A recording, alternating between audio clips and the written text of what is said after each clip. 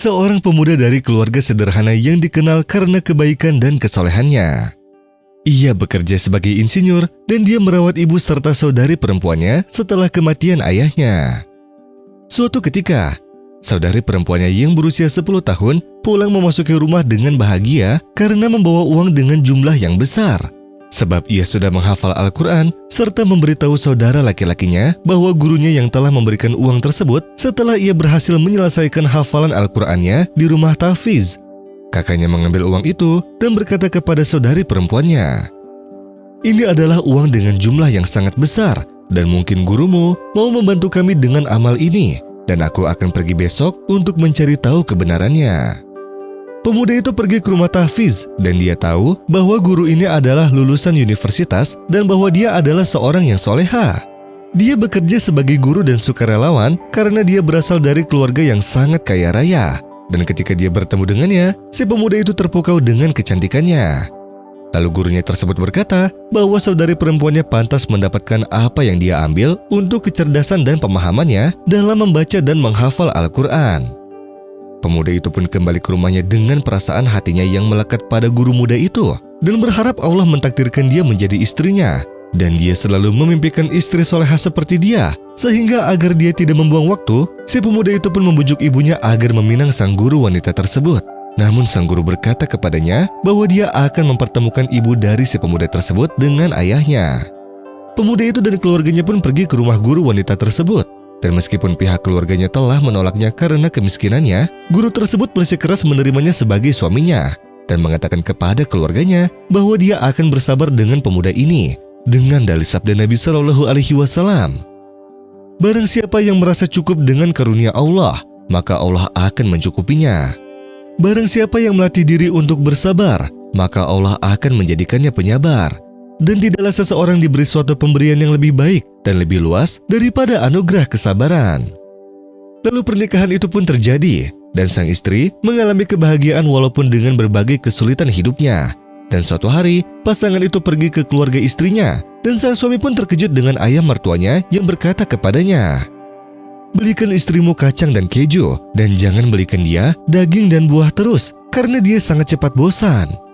Sang suami pun terkejut dengan pembicaraan ini, dan kemudian ia tahu dari istrinya bahwa setiap kali dia mengunjungi keluarganya, ia selalu menolak untuk memakan daging dan buah, karena ia sangat menginginkan keju dan kacang-kacangan. Padahal kenyataannya adalah bahwa sang istri tidak pernah makan daging dan buah, kecuali keju dan kacang-kacangan.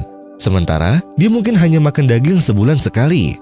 Suaminya juga tahu bahwa istrinya ingin selalu tampil menarik di depan suaminya agar keluarganya tetap harmonis. Dia juga ingin meningkatkan cintanya padanya dan berdoa agar hidupnya selalu bahagia. Tak lama setelah pernikahan, pasangan itu pun dikaruniai seorang anak yang tampan. Kemudian suatu waktu, sang suami mempresentasikan sebuah proyek yang dirancang dengan kesuksesan sehingga kehidupan mereka berubah yang semulanya kemiskinan menjadi kaya raya dan berkecukupan.